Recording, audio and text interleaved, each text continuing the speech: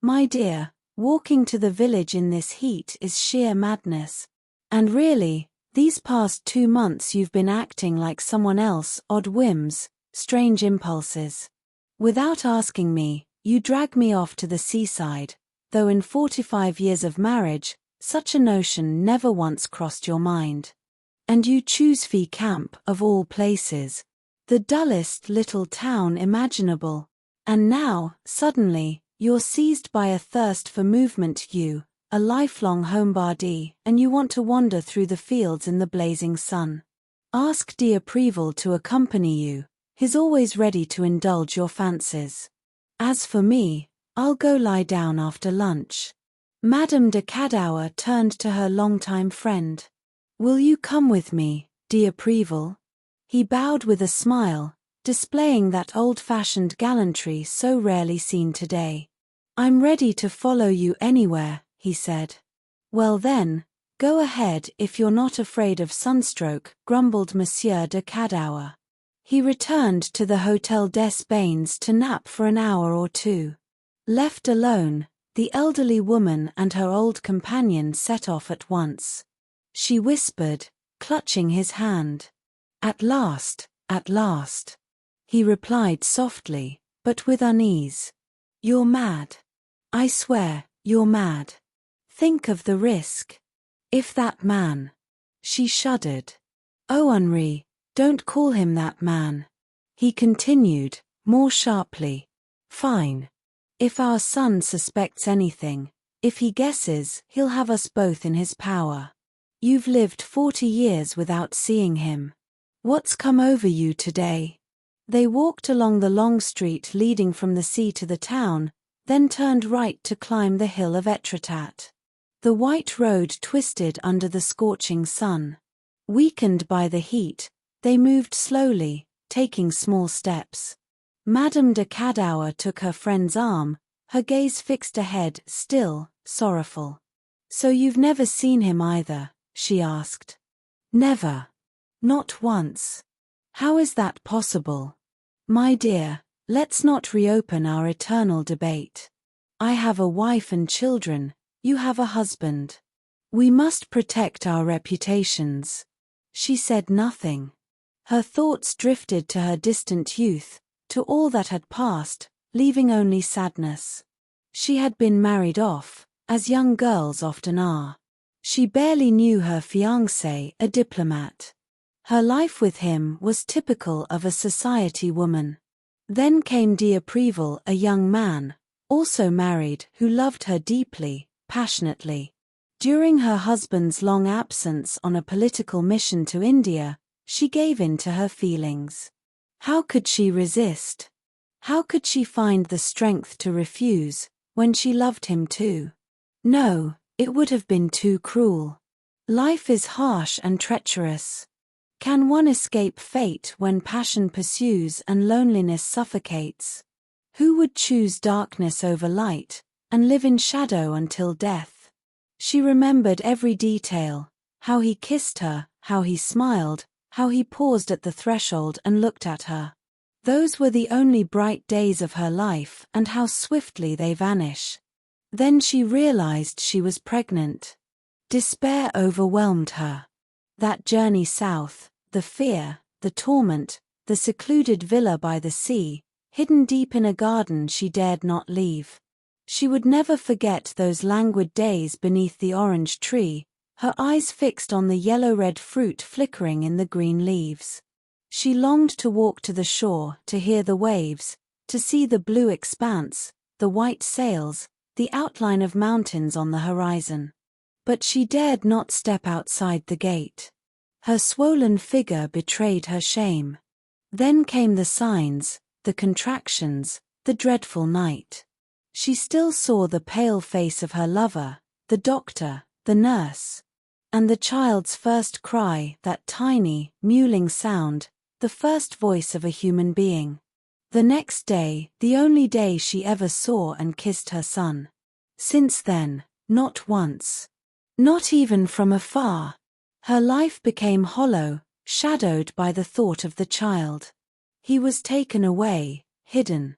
She knew only that he had been placed with Norman peasants, had become a farmer, married, and was provided for by his father, whose name he did not know. How many times she had wanted to go to him, to see him, to hold him. But de Préval always dissuaded her. She wouldn't be able to contain herself. That man would suspect, would exploit it. She would ruin herself. "What is he like?" she asked. "I don't know. I haven't seen him since." How can one have a son and not know him? To fear him, to reject him as something shameful? It was unbearable. They continued walking, exhausted by the sun, climbing higher. She spoke again. "Isn't this a kind of punishment? I had no other children. I can't fight the urge to see him anymore, it's haunted me for 40 years. You men can't understand. I don't have much time left, and what if I die without seeing him?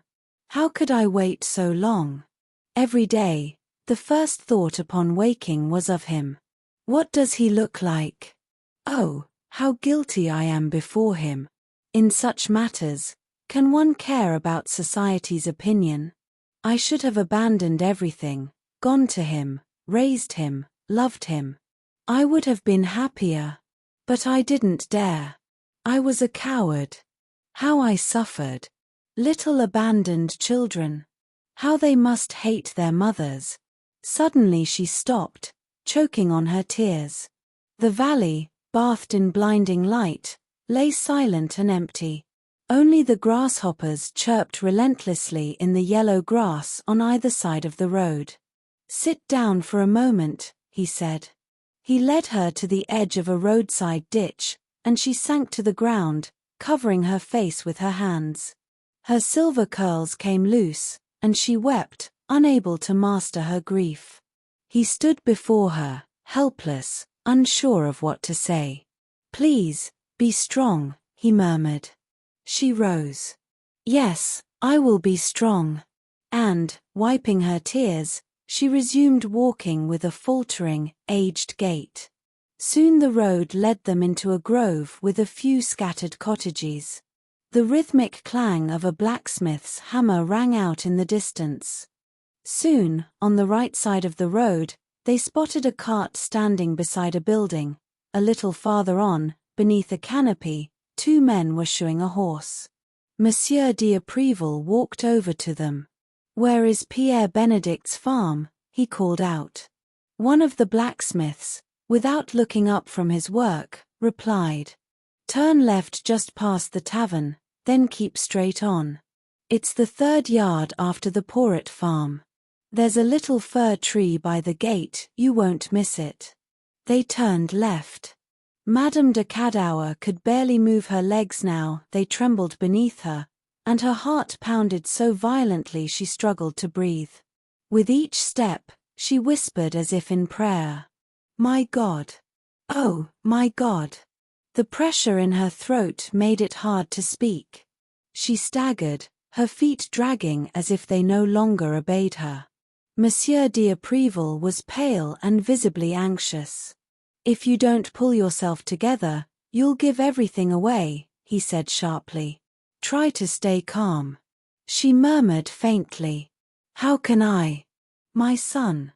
Just imagine I'm going to see my son." They walked along a narrow country lane, passing farmyards shaded by twin rows of beech trees planted along the ditches. And then, before them, appeared a wooden fence with a young fir tree growing beside the gate. "This is it," said de Préval. The woman stopped and looked around. A wide courtyard, lined with apple trees, stretched toward a small thatched cottage. Opposite stood a stable, a barn, a cowshed, and a chicken coop. Beneath a slate awning were rustic vehicles, a cart, a two-wheeler, and a charabanc. 4 calves grazed on bright green grass in the shade of the trees. Black hens wandered across the yard. Silence.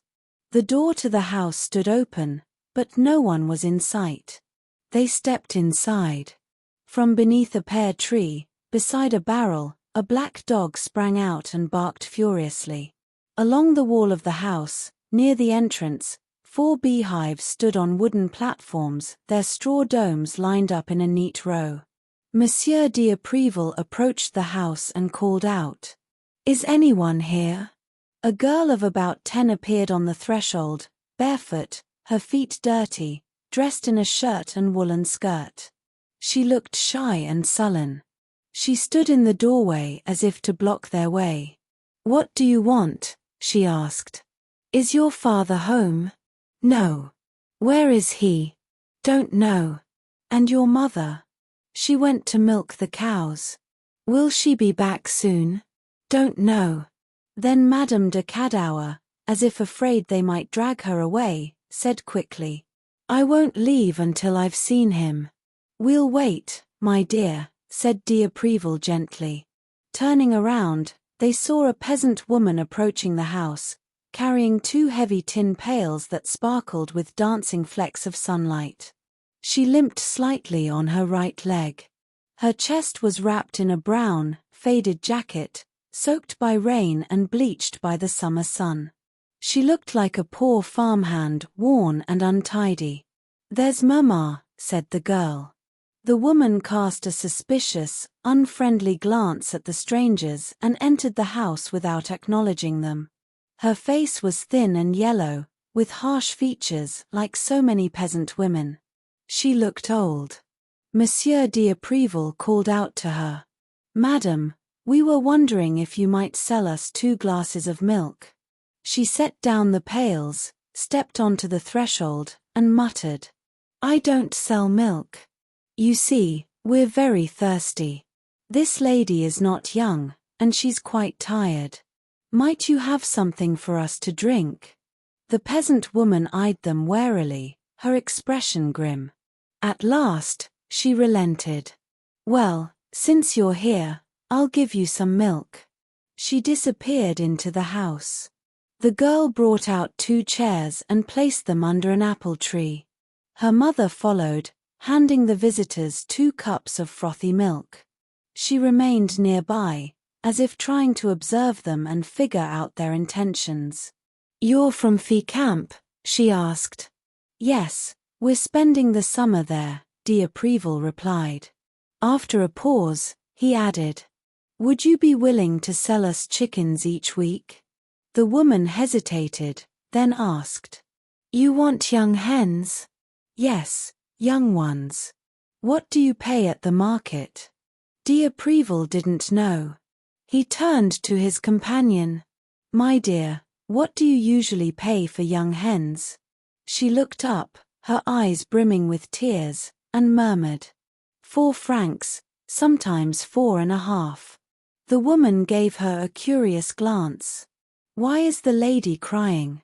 Is she sick or something?" He faltered. No, she lost her watch on the way here. A very fine watch.